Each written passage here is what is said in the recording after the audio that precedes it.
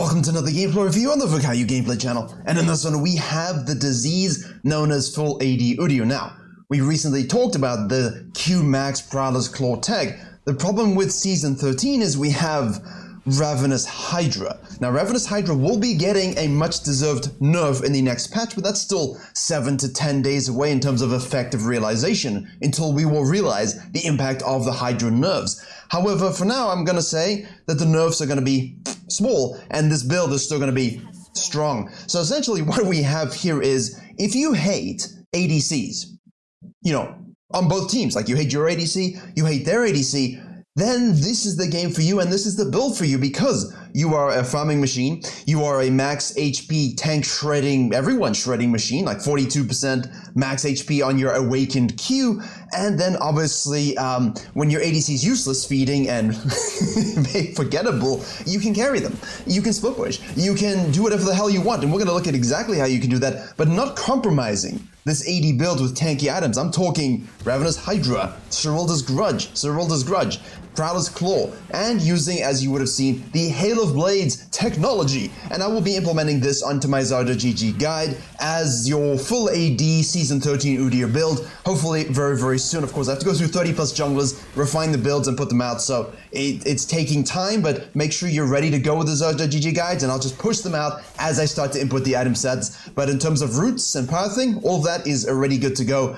So download the Zarda GG guides, and I'm looking forward to showing you this game here. So, we started with our Q. Our bottom lane is Sona Misfortune versus Nami Ezreal. We've got Virkayu versus Aurelia, and then Yax versus the lane Nocturne, which I'm excited to show you as well in terms of how we play around it, because it's a really fun pick if you're a duo, or if you potentially have just someone on the map who can kind of roam and use their ult, and then you can hold their wave and push it. I've been playing a little bit with a duo Nocturne as well, and it's really fun to carry if you're playing a tanky person. But UDYR, as I said, is still tanky. It's just the damage, the awaken passive that you have with bonus attacks we proc, that is affected by all of the ADs that you build. And then obviously the only real scaling we have is on that Q, but that is amplified hugely on the awaken stunts, and obviously you do get additional magic percentage ricochet damage on the lightning proc when you use awaken Q. So we do here have a Zed top lane showing up with 17 CS. We'll see, okay, that means we know the Zed did a blue side and cut his clear short to make that gank.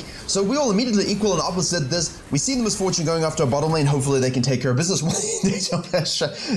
She dies, and then the Misfortune's gonna run away, but we are on UDYR, we have flash. We do have to track the rise, but if you were paying attention, you would have seen he's gone up and he'll come down from the mid lane there. He should show up shortly. I guess he's just warding. There he is. We kill the Misfortune. We'll get an RNG crab. We know the Zed's going to fall back into his camps most likely and then reset and come to the bottom side. But we have now clear tempo advantage. We have 2 kills. He has 1 because he cut his clear short. He has to fall back to his camps. So we have a bit more time until that Grump respawns. And we could in theory stick around for that Grump. But we do know that the Rise hath fallen. No TP, no flash. And we're kind of looking to do something. But he's playing safe. He's playing smart. He understands, look, the Nami's MIA, the UDYR's MIA, I've already died 1 time. And here you see, this is what I'm talking about, right? So Zed is still top lane here. This is very important. I'm just going to rewind very quickly. And just to rewind here, you see the Zed shows up coming from this angle. If we were looking mid lane, we might not have seen that, but he does have 27 CS. The important facet here is, important thing about this is, as we see him again topside level 4, you might think, oh, 27, he maybe left some Krugs or something, and no, left a baby Krug, a baby Raptor, and his camps didn't really get to 28. That's untrue, because we can see that he's left the Krugs up here, but anyone should know that that's exactly the case, because he shows up to the top lane, right? He pushes some minions, he has 4 camps, plus 1 into the 17. He leaves top lane with 19, which means he does a scuttle for 23, and then he does his red for 27. So he has not done his Krugs, which is why when you see a top laner show up in a 1v1 and then the enemy jungler shows up to gank that, track their CS as they leave, because you can also now think, oh, he's done his Krugs, when in reality, he hasn't done his Krugs. However, the whole point is, we shadow this into the mid lane. We know he shows up after 4 camps. We know he's going to fall back into his jungle here. Even if he doesn't show up to fight the Nocturne and kill him again, we now have time to snack this second Grump. So please, when the enemy jungler's on the opposite side of the map, alright, don't stop your counter jungling. It is still extremely strong, and the treat gaming means that we're now up on treats. Now, we see the Zed in the mid lane. I'm staring at the minimap. I want to keep the camera on the deer for a little bit. And why did the UDYR now, instead of going to the top side...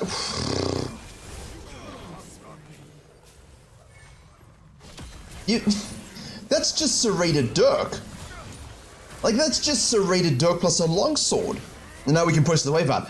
Oh, my goodness gracious. I mean, already we're looking at, where is it? There's 7.4% max HP. We upped that for 11.1% max HP on the lightning strikes from the awakened version of it. And of course, every time you swap stunts, you get the attack speed. It is insane damage that this champion has. And of course, with your healing and shielding and life stealing from your W, you're pseudo tanky as well. You have that effective tankiness.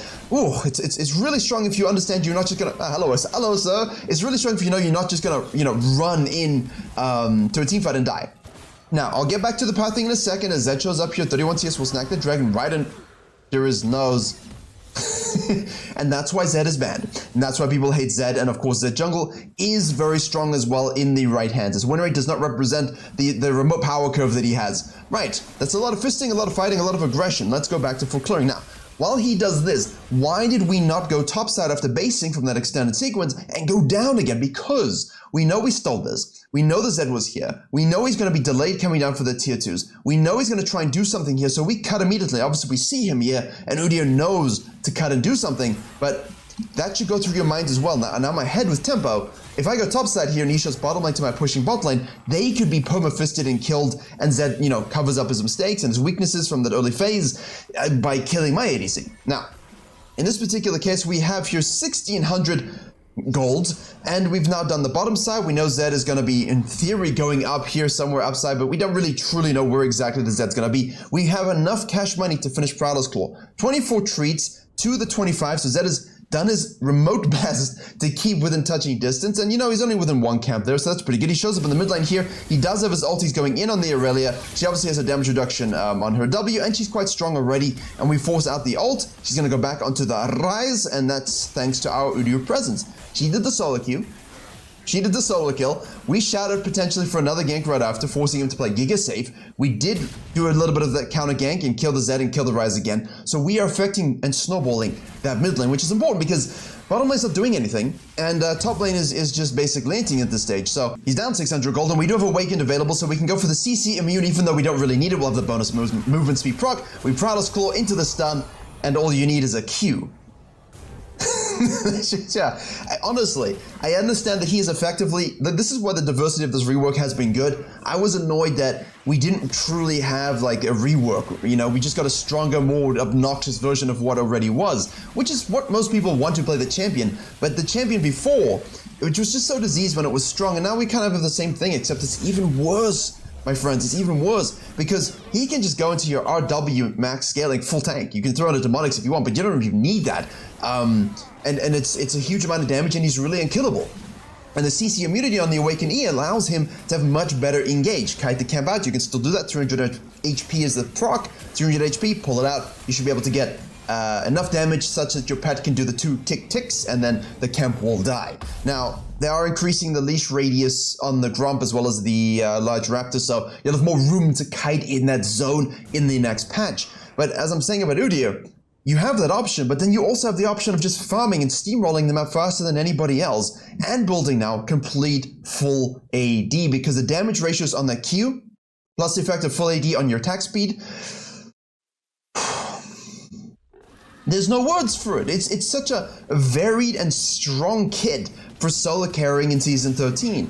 Also considering the fact that in terms of elevating the game state, as I talked about with the Echo, when you take your Heralds, you can't bust down towers as easily to kind of push them up forward, which gives you more time to farm your camps as Zed does what Zed does, 113. But now you see, this is where UDYR becomes a bit of a problem, because you start to sharp forcing actions and he will just start lapping you and counter jungling you and getting 10, 20, 30, 40 CS leads. And if your team start grouping and fighting and you don't really like those fights because you're full AD, you can split push because they're going to have to send 2 to deal with you. One-on-one, you can beat almost anybody. So it's very important that you watch the map flow and understand exactly where you need to be. We know the Zed's on the top lane there. We don't really care about the counter junglies. I love the patience here. We're going to try. See, the Prowler's Claw is so damn good because you've got the E into the Prowler's Claw stun. You get the damage amp. Now you can activate your, basically, you want to make sure you're getting your empowered Qs, using your W, and you are in the middle of that. Obviously, the R is great as well, but you're really looking to make sure you get the empowered Q after you get your E Prowler's Claw stun. And essentially your W is just there to protect yourself as you need, and your R just does what your R does. I mean, it's just a typical spell that everyone's been maxing for so damn long. And obviously we're not going to be using the Awakened R, where it kind of follows people and slows them and things like that. But look at this. Normally this would have died, but AD UDYR has the ability here of changing his stances and getting that attack speed and really trying to rinse this. But again, the localized golds on the plates, this is crucial here, okay? She flashes it with a knocked and all. She just popped. She just popped. She just popped. My goodness gracious me. You know, I would say that I'd go ADC life, except I've been an Ornn and I get popped too. It just takes, you know, 3 hits instead of 1. Okay, so right there you had a great example, okay, of the plate resistance going up and the Herald doing less damage on the charge. That tower was still standing. It gave the Misfortune time to come out of base, ult, and try and hold it. And you know what? She did in the end, because look at this, it's still up. They're able to get a kill back. And yes, they've all died and so on, but the UDYR just goes straight into the counter jungling. No Zed's camping the top lane there. He's getting fed off the Nocturne. Who really cares? The Nocturne's whole thing is just press R later on so I can do stuff. I mean, we don't really need you to do anything other than fly in, absorb some spells. The ADR will take care of business. Now, as I was saying, I kind of got my words a bit looped when I was talking about the R evolve. You don't really need that max HP damage from the R, even though we had the yeah.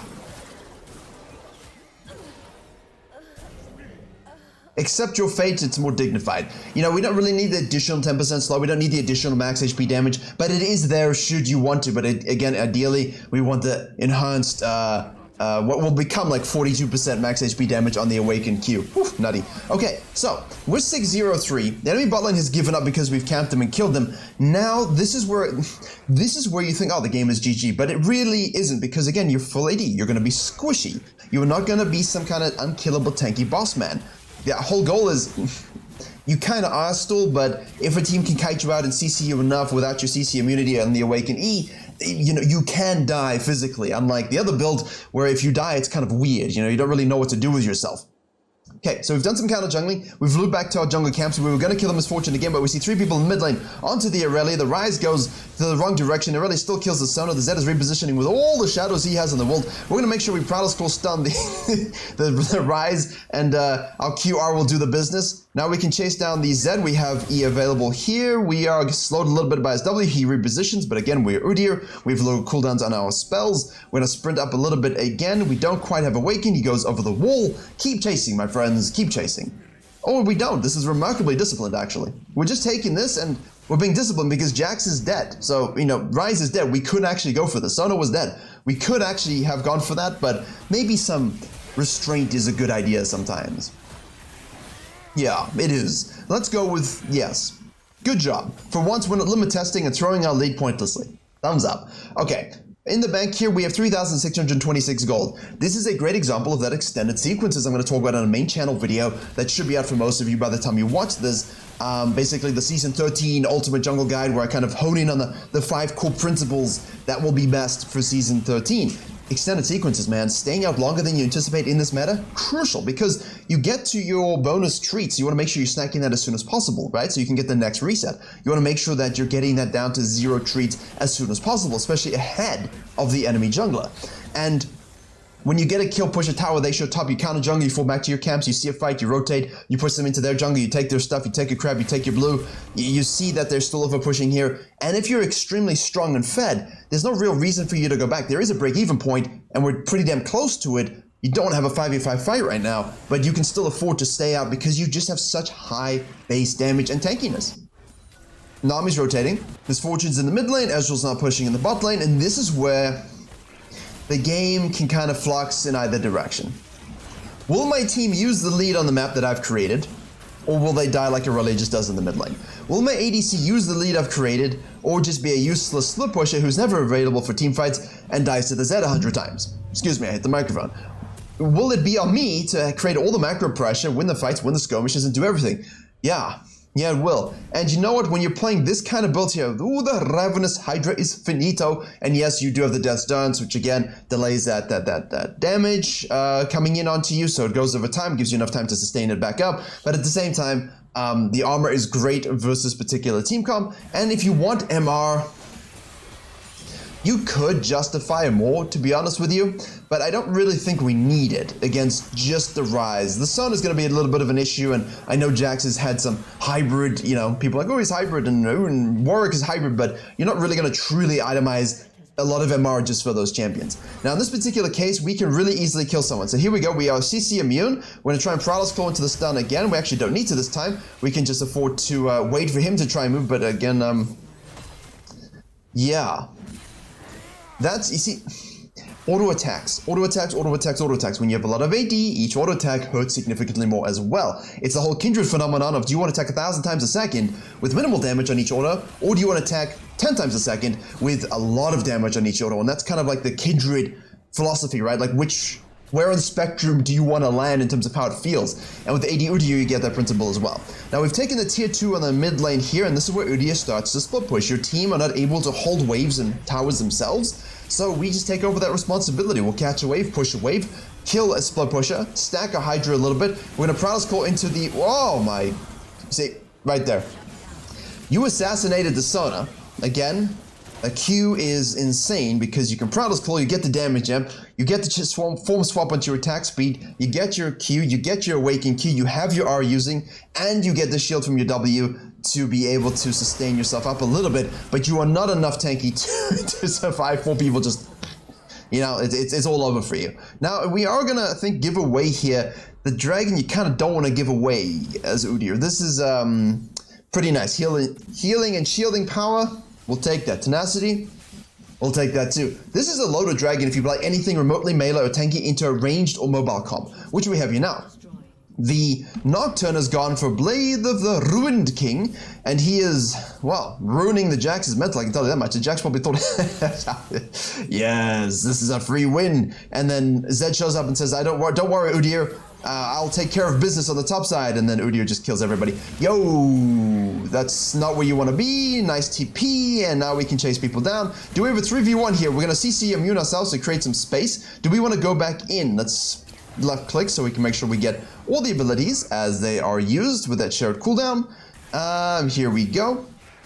We disengage. Well, that was anticlimactic, but hopefully you're enjoying the procs. What are we at for tracking purposes? 23.4%, which is up to 34% max HP damage. When awakened, additionally, 15.4%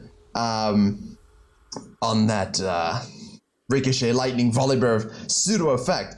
This is really a case of, hey, top lane was inting, bottom lane was neutral. Enemy jungler camped top lane, mid lane was doing a good job, I just made sure to snowball that. And that's all you have to do here is... Did his pizza arrive? His pizza came. He has to eat his pizza while he's doing this. So, I mean, who can complain? He doesn't really have to think at this point in time. He could have just gone back to base after Krugs. It is what it is. So, you know, we snowball the winning lane, which is crucial here as a jungler. If you have an inting lane, sometimes just let them die. Snowball your winning lane to get yourself fed as well as them a bit more fed. The neutral lane impacted in such a way that the other lane that the jungler's impacting is offset, and then use your own power curve and lead to correct the mistake of your top laner. Which is what we did. We are 1v9ing, not 9-1-4, okay? The Aurelia's still 6-4-1. She still died a fair chunk. I mean, if you were to cover the KDAs, you probably think that her KDA was a little bit better than that, but it's not. And now, of course, we have the overcommit on the top side here. Jax is now level 11. Aurelia says, I am super fed. UDYR says, let me help him collapse. She is able to kill the Yaks. Now we can trap the Misfortune in her jungle, but the Sun is out of position, which means it should be a Prowler's Claw, Awaken, Q stun. Yeah. You don't really need your Phoenix or your W, but, you know, when you... you don't need them at all. It's really great if you don't like form swapping. They're there if you want a little bit of a slow and some more magic damage, max HP damage, and if you want a bit of shielding and lifesteal procs, but you know, you don't really need it. See, there we use our W, now we have the empowered Q again, so obviously use your empowered E, awakened E as necessary. Well then, that was fun. But let's have a look here at the Prowler's Claw damage. Added damage from him, 789, which is, you know, healing 1700, 1800, and this one only 113 bonus damage from the Hydra. But again, that's not the purpose of it with this particular champion. Obviously, that's great to get that cleave bonus damage, but it's just the straight up extra stacking that you get up to 40 stacks that affects every aspect of your scaling on Q and, of course, your attack speed stuff. So, free Baron, we shall snack and enjoy. We can go back to our blue side here and set up for a subsequent dragon take by floating on the bottom side. Our Nocturne's gonna ult and say, haha, you can't see me. UDYR says, oh, he's by himself, let me help. And she says, let me kill him. UDYR says, hello. Oh, okay, well, we'll just kill Jax. Ah, Counter-Strike. No matter, we are now CC immune. Chasing, flash stun. Well, that time we didn't have the Awaken Q, so we used the R plus Q, and as you can see, more than enough damage if you should need to do that. Here we go again, waiting for the Awaken Prowler's Claw into the stun. We're going to auto-attack everything. We use our Phoenix stuns, obviously, and he steps away so we don't get the final Q as we would have wanted. Okay, then. Here we go.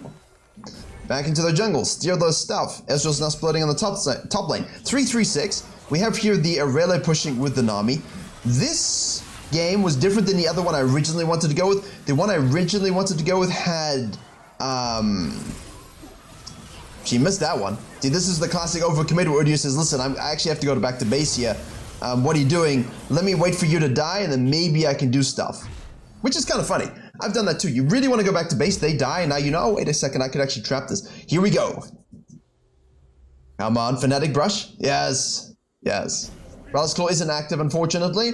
We're going to make sure we run and stun. That's a lot of damage. We have the Phoenix activated as well. Make sure you use your W in this particular instance. Your attack speed procs from the passive are very, very important. We'll get that Q. Here we go. Here's another Ezreal ult. It absolutely misses blind. E is available now. Can we get the stun? Jack shows up, so let's be cautious. What do we have in pocket? 3,500 gold again. So once more, recognize when you're pushing a little bit too far, but this is fine. Absolutely fine.